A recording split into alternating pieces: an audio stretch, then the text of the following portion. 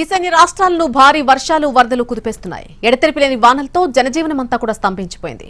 ముఖ్యంగా అసోం, మణిపూర్, త్రిపుర, సిక్కిం, అరుణాచల్ ప్రదేశ్లోని పలు జిల్లాల్లో వరదల ప్రభావం తీవ్రంగా ఉంది. వేలాది ఇళ్లు జల దిగ్బంధంలో చిక్కుకున్నాయి. రోడ్లు చెరువుల్లా మారిపోయాయి. లక్షలాది మందిపై వరద తీవ్ర ప్రభావం చూపుతోంది. అసోంలోని 15 జిల్లాల్లో భారీ వర్షాలు కురుస్తున్నాయి. దాదాపు 78,000 మంది తీవ్రంగా ప్రభావితమైనట్టు అంచనా. రోడ్డు, రైలు, ఫెర్రీ సర్వీసులకు అంతరాయం ఏర్పడింది. దిబ్రూగఢ్ జిల్లాలో బ్రహ్మపుత్ర ప్రమాదకర స్థాయిలో ప్రవహిస్తోంది. గౌహతిలో రికార్డు స్థాయిలో 111 మిల్లీమీటర్ల వర్షపాతం నమోదైంది. 67 ఏళ్లలో ఈ స్థాయిలో వర్షం కురవడం ఇదే తొలిసారి. వర్షాల కారణంగా అసోంలో 8 మంది మృతి చెందినట్టు ఆ రాష్ట్ర అధికారులు ప్రకటించారు. వరదల కారణంగా ఈశాన్య రాష్ట్రాల్లో మొత్తం 30 మంది ప్రాణాలు కోల్పోయారు. మణిపూర్లో ఎడతెరిపి లేకుండా వర్షాలు కురుస్తూనే ఉన్నాయి. 3 రోజులుగా కురుస్తున్నటువంటి ఎడతెరిపి లేని వర్షాల వల్ల ఇంఫాల్ నగరం జీవితమంతా కూడా స్తంభించిపోయింది. విరిగి పడుతున్న కొండ చర్యలతో గత 48 గంటల్లో 883 ఇళ్లు దెబ్బతిన్నాయి. వరద జలాలతో 3,800 మందికి పైగా ప్రజలు ఇక్కట్లు ఎదుర్కొంటున్నారు.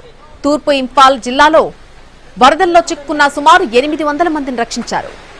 త్రిపుర రాజధాని అగర్తల్లో ఎడతెరగని వర్షాలతో ఒక వ్యక్తి మ్యాన్హోల్లో పడి చనిపోయాడు. 3 గంటల వ్యవధిలోనే 20 సెంటీమీటర్ల రికార్డు వర్షపాతం నమోదైనట్టుగా అధికారులు తెలిపారు. అగర్తల్లోని 27 సహాయక శిబిరాల్లో 5,000 మందికి పైగా నగరవాసులు తలదాచుకుంటున్నారు. సీఎం మాణిక్ సహా పునరావాస కేంద్రాలను సందర్శించి బాధితులను పరామర్శించారు. పశ్చిమ త్రిపుర జిల్లాల్లో 1,300 కుటుంబాలు శిబిరాల్లో ఆశ్రయం పొందాయి. హౌడా నది ప్రమాదకర స్థాయిలో ప్రవహిస్తోందని, నది సమీపంలో నివసిస్తున్న 5,765 కుటుంబాలకు సహాయక శిబిరాల్లో ఆశ్రయం కల్పించినట్టుగా అధికారులు తెలిపారు. అరుణాచల్ ప్రదేశ్లో భారీ వర్షాలకు పలుచోట్ల కొండచర్యలు విరిగిపడ్డాయి. ఈ ఘటనలో 9 మంది చనిపోయారు.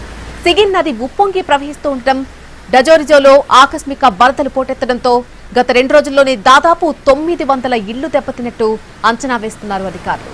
అసోం, అరుణాచల్ ప్రదేశ్ సరిహద్దుల్లో ఉధృతంగా ప్రవహిస్తున్న బోమ్జీర్ నదిలో చిక్కున్నటువంటి 14 మందిని భారత వాయుసేన సిబ్బంది కాపాడారు. ఇక సిక్కిం రాజధాని గ్యాంగ్టాక్ లో కురిసినటువంటి భారీ వర్షాలకు తీస్తా నది ఉధృతంగా ప్రవహిస్తోంది. నది పరివాహక ప్రాంతంలోని లోతట్టు ప్రాంత ప్రజలు అప్రమత్తంగా ఉండాలని సూచించారు. మరొకవైపు పలుచోట్ల బ్రహ్మపుత్ర నది ప్రమాదకర స్థాయిలో ప్రవహిస్తుండటం ఆందోళన కలిగిస్తోంది. ఆయా రాష్ట్రాల ముఖ్యమంత్రులతో పాటు మణిపూర్ గవర్నర్తో మాట్లాడారు కేంద్ర హోంశాఖ మంత్రి అమిత్ షా. వరద పరిస్థితిపై సమీక్షించారు. సహాయక చర్యలపై వివరాలు అడిగి తెలుసుకున్నారు. కేంద్ర ప్రభుత్వం అండగా నిలుస్తుందని భరోసా ఇచ్చారు అమిత్ షా.